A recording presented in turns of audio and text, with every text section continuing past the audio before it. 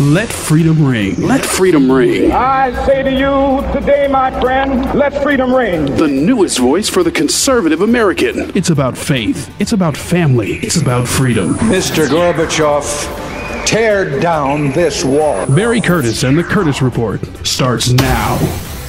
Thanks, and welcome to the Curtis Report. Appreciate you being there. And we appreciate you tuning in each week, no matter where you tune in, what call letter station you're listening on, or if you're listening through iHeartRadio, we appreciate that very much. Or if you're listening on the website, which is thecurtisreport.com or thecurtisinitiative.com, will take you to the same place. I appreciate you folks. I appreciate you folks, particularly in Facebook, all thousands upon thousands of you who like the Curtis Report Facebook page there. Always some interesting political discussion going on where we talk about family, faith, and freedom. And we appreciate you I appreciate you wearing the T-shirts and the bracelets, the Curtis Report, Curtis Initiative bracelets. You can always log on to our website, which is thecurtisreport.com or thecurtisinitiative.com. And you can see there former guests, current guests, future guests who will be on the show. Usually there's a bio and a picture about whatever guest there is. You'll also see some contributing folks who write columns, Larry Kelly and so many others who write columns for the Curtis Report. In addition, some of my columns that may appear in a newspaper or essays that I may write. So much appreciate you all for being there, doing the things that you do. We have a president here, folks, President Obama, who is unlike any president I've ever known, I've ever seen. This president promised to fundamentally transform this country. He promised to make fundamental changes. This is his own words. Fundamentally transform this country, who we are and what we're all about. Fundamentally change it. That's what he said. That's an amazing statement. You know, because I don't believe that you want to fundamentally change something that you love. That's any situation you go into. You can't sit there and say, oh, I like that Ford Mustang right there. I just want to fundamentally change the body type, the engine, the tires, the paint job, everything. But I love it, but I want to fundamentally change it. Do you go into a relationship like that, folks? This is what's bizarre. Do you go into a relationship indicating, oh, sweetie, I love you so much, but I want to fundamentally change everything about you. But I love you. It doesn't make any sense. You know, Rudy Giuliani recently came under fire. He was at a fundraiser for a political candidate. I think it was Scott Brown with it. Fundraiser for a political candidate recently, and he came under fire because he said, hey, look, I don't think this president loves his country like you and me. Since then, Rudy's backed down a bit. Yeah, New York Times piece where he seemed to back down a bit. Fox News, I think it was on Megyn Kelly, where he seemed to back down just a bit, or at least clarify some of his statements. But it was a bold statement. And I think it was a bold statement based on what Rudy Giuliani saw, what he saw in this president, someone who wants to fundamentally change the country. And why would you fundamentally change something that you love? Makes zero sense to me. Have you ever heard a president talk like this president talks? I've if you sit and you were to compare how this president speaks comparatively to the Ronald Reagan, it's like night and day. You don't see the upbeat, spirited, love America attitude that Ronald Reagan has with this president. You don't see. There was no doubt in your mind that Ronald Reagan loved this country. There was no doubt in your mind that John F. Kennedy loved this country.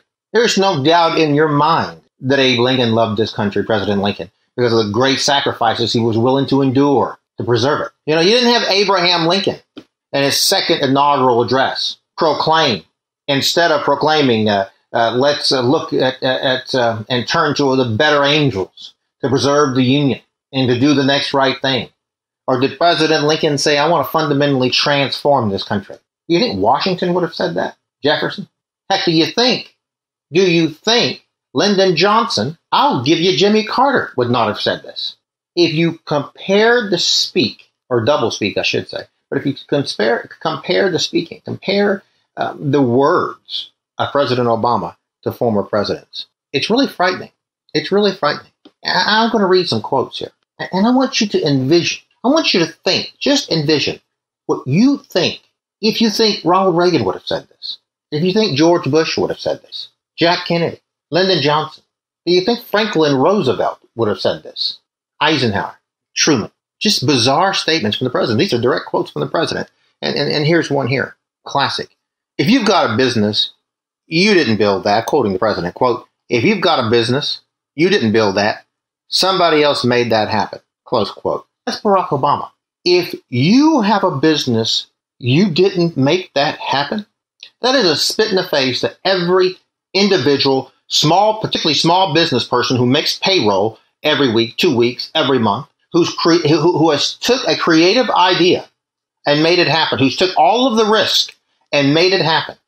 I mean, the epitome of American ingenuity and you know, I was about to say American exceptionalism, but this president probably obviously doesn't believe in that. But I mean, it's the epitome of the American exceptionalism. You know, if you got a business, the president says, you didn't build that. Somebody else made that happen. Could you imagine Franklin Roosevelt saying that? Could you imagine Herbert Hoover, Ronald Reagan? Could you imagine George Bush saying that? The hard work that you have created in your business, your risk taking, what you did to make something happen, you didn't build that. Somebody else did. That's a bizarre statement for a president to make. That's a bizarre statement for someone to make who has a belief in American exceptionalism, American ingenuity, can-do spirit. That part that goes to the root of who we are, of having a creative idea and putting it into practice. Another quote from the president, President Obama. He says, quote, I do think at a certain point you've made enough money, close quote. Who says that? Who is he to judge, or who does judge that you've made enough money? What's enough money? Is it 100,000? Is it 1 million? Is it 40 million? Is it 50 million? What do you mean at a certain point you make enough money? Then what happens? This is classic radical left-wing liberalism that wants to tell you what you should do with your hard-earned money. This is classic left-wing, bizarre doublespeak. And really what he's saying, and really what the president's saying, and leftist liberal people are saying is, we want to take your money. We want to tax your money. Because really what he's saying by that thing is, at some point you make enough. What he's saying is, we want to limit what you do make, and we want to take what we feel like you shouldn't have. We want to pick winners and losers on the state level. We want to spread it all around. So it doesn't matter how much you make. We're going to take that and give it a little bit to somebody else over here, and this person and this person and that person. I mean, it's called socialism and communism at its extreme value. But that's what it is. That's what he's saying. Can you imagine a president saying that? And read that quote again. I quote the president. I do think at a certain point, you've made enough money. That is a powerfully dangerous statement. Because, you know, government doesn't create anything.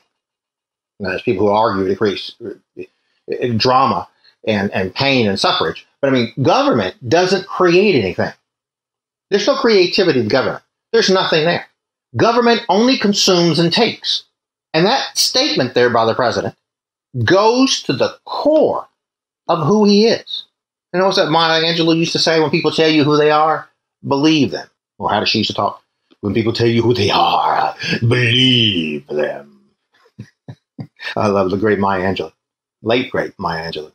But that's what the president's saying. You know, I'm going to take your money. And eventually, because that's the essence of socialism. That's what socialism's all about. You make it, I take, I spread the wealth. You make, I take, I tell you what you keep. That's the sickness of socialism, of leftist, leaning, liberal, grotesque politics. That's the sickness of what this president is trying to tell you. Because the problem with socialism is, as what Maggie Thatcher used to say all the time, the problem with socialism is you eventually run out of somebody else's money. Government doesn't produce anything. They only consume. They take. They steal. They abscond. The government doesn't produce a dime. But if you listen to this president, that's what he wants. We're going to take a quick break, and we're going to be right back with more of the Curtis Report in just a moment.